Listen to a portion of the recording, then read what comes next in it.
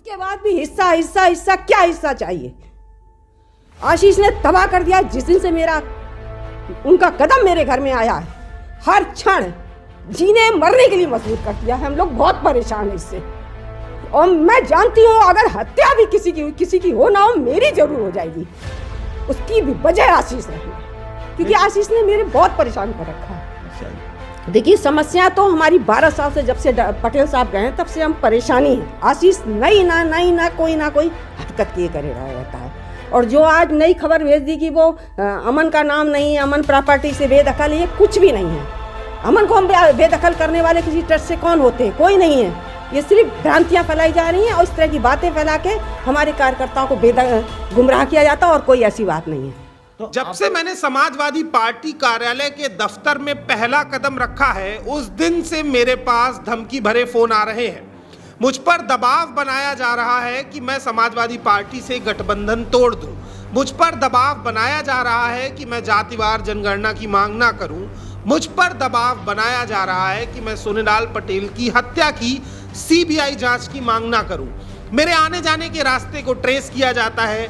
Police मेरे घर के बाहर मुझे रोकती है। मेरे स्कूल में पुलिस बैठी है, मेरे दफ्तर में पुलिस बैठी है।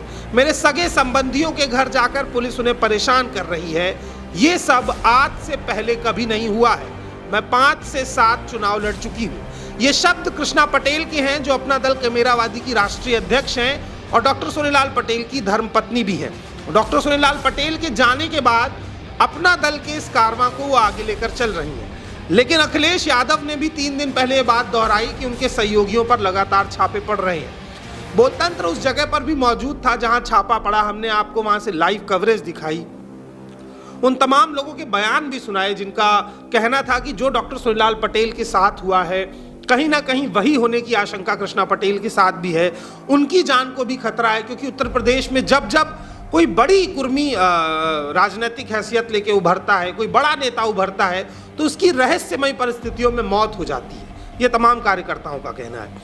उन बुजुर्ग से भी हमने आपको मिलवाया था जिन्हें 82 साल की उम्र में पुलिस उठा के ले गई थी। वो शुगर के पेशेंट हैं। 1 साल पहले उन्हें कोरोना हुआ था।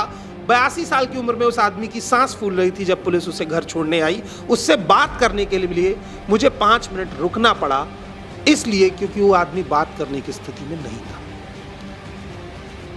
लेकिन आज बड़ी घटना हुई। घटना यह हुई कि कृष्णा पटेल एनडीटीवी को इंटरव्यू दे रही थी और हिस्से वाले सवाल पर एक बार उनका दर्द फूटा। और उत्तर प्रदेश के इतिहास में यह पहली बार हुआ कि जब किसी पार्टी का राष्ट्रीय अध्यक्ष, महिला राष्ट्रीय अध्यक्ष, ऑन कैमरा रोया। और उसने रोते हुए बात दोहराई कि कहीं ना कहीं ये लोग मेरी हत्या करवा देंगे। किसी और की हत्या हो ना हो, मेरी हत्या की पूरी साजिश और गुंजाइश समझ आ रही है। मेरे परिवार में जब से आशीष पटेल आए हैं, तब से परिवार की सारी स्थिति को उथल पुथल कर दिया गया है। मेरी परिवार में फूट डाली गई है। मेरी संपत्ति पर उनकी नजर है। कृष्णा पटेल रोते हुए कहती हैं कि ये संपत्ति उनके पति द्वारा अर्जित की गई है, जिस पर उनका पूरा हक है। वो ये भी कहती हैं कि मैंने अपने सभी बच्चों को बिठा करके ये बात कही कि संपत्ति के 4 हिस्से कर लो, मगर इसे बर्बाद मत करो। मगर आशीष पटेल इसे बर्बाद करने पर तुले हुए।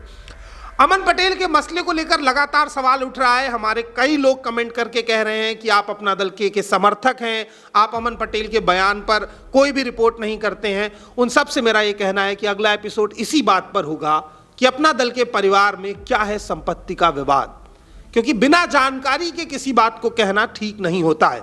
हमने वो सभी चिट्ठियां, वो सभी दस्तावेज और कृष्णा पटेल के सभी बयानों को एक तैयार करके रख लिया है। हम अगले एपिसोड में यही आपको बताने वाले हैं कि उत्तर प्रदेश के सबसे बड़े कुर्मी परिवार में क्या है संपत्ति का विवाद, और यह संपत्ति विवाद चुनाव से 2 साल पहले ही क्यों उभरता है। 2017 के चुनाव से ठीक 3 महीने पहले संपत्ति विवाद उभरा था। 2019 में कांग्रेस के साथ जब चुनाव लड़ा जा रहा था, तब भी 2 महीने पहले यह संपत्ति विवाद उभरा था। और अब जब समाजवादी पार्टी के साथ गठबंधन है, तो 3 महीने पहले ठीक ये संपत्ति विवाद फिर उभर के सामने आ गया है। तो मामला संपत्ति का है या राजनीति का, ये अगले भाग में आपको पता चल जाएगा। लेकिन तब तक एनडीटीवी के इस इंटरव्यू में देखिए कृष्णा पटेल किस तरह से रोई हैं। जबकि इससे किसी चीज़ से किसी का लेना देना नहीं है। मेरी पर्सनल प्रॉपर्टी है, पटेल साहब की अर्जित की हुई प्रॉपर्टी है, फिर ऐसा क्यों परेशान किया जा रहा है। एक नई चीज़ और पैदा कर दी कि वो अमन हिस्सा मांग रही है। ये ट्रस्ट पटेल साहब ने बनाया था, उसमें हमारी चारों बेटियों का ट्रस्ट में हिस्सा है और हम हैं, पटेल साहब हैं, तो ये कहाँ से हो गया कि ट्रस्ट से अलग कर दिया? ये कहाँ से बात आ गई? अभी नवंबर में बैठ के मैंने अपनी बेटी से कहा था, मेरे रिश्तेदार भी थे, मेरा भतीजा था, मेरी बहन का लड़का था, मैंने कहा जो बेटा तुम लोग को लेना, चारों लोग हिस्सा बांट लो, 5वां हिस्सा भी मत करो, चारों लोग ले लो, लेकिन इसको बर्बाद मत करो। उसके बाद भी हिस्सा हिस्सा हिस्सा, क्या हिस्सा चाहिए? आशीष ने तबाह कर दिया। जिस दिन से उनका कदम मेरे घर में आया है, हर क्षण जीने मरने के लिए मजबूर कर दिया है। हम लोग बहुत परेशान हैं इससे, और मैं जानती हूँ अगर हत्या भी किसी की हो ना हो, मेरी जरूर हो जाएगी। उसकी भी वजह आशीष है, क्योंकि आशीष ने मेरे बहुत परेशान कर रखा है।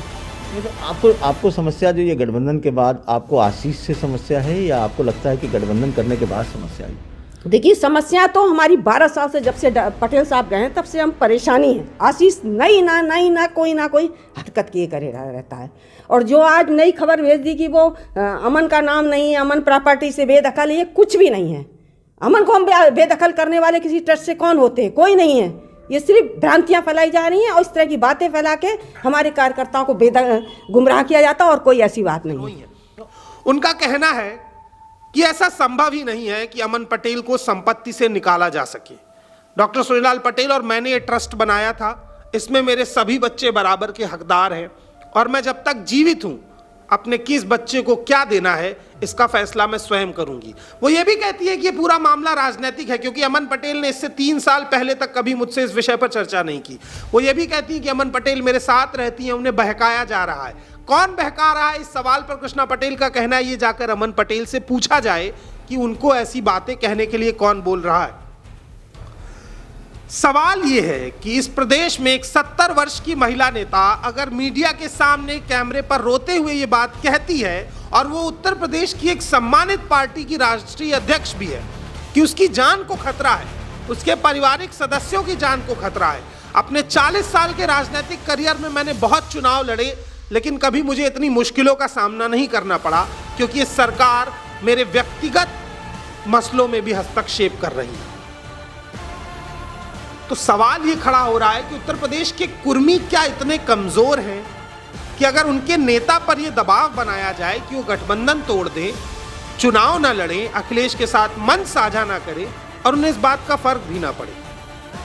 मैं एक छोटा सा सवाल करता हूं, क्योंकि अगर यही किस्सा, यही वाकया उत्तर प्रदेश के किसी भी सवर्ण नेता के साथ हुआ होता, तो आज ये पूरा मेन स्ट्रीम मीडिया इसको प्राइम टाइम का शो बनाकर इस पर एपिसोड कर रहा होता। लेकिन क्योंकि एक पिछड़े नेता की हत्या की साजिश की बात है, तो ये सारा मेन स्ट्रीम मीडिया खामोश है। बड़े बड़े दिग्गज नेता बोलने से कतरा रहे हैं। मैं आपको यही बात बार बार समझाता हूं कि बड़ी बारीकी से देखिए, कि मान्यवर काशीराम के आंदोलन को देखिए, उसके बाद डॉक्टर सुनीलाल पटेल की हत्या को देखिए, उसके बाद कृष्णा पटेल पर किस तरीके से दबाव बनाए जा रहे हैं, इस साजिश को देखिए, और ये समझिए कि ये मसला सिर्फ कृष्णा पटेल का नहीं है, ये उत्तर प्रदेश के 16% कुर्मियों का मसला है। क्योंकि कहीं ना कहीं कृष्णा पटेल के जरिए आपके राजनीतिक भविष्य, आपके राजनीतिक साख, आपकी सामाजिक हैसियत पर हमला किया जा रहा है।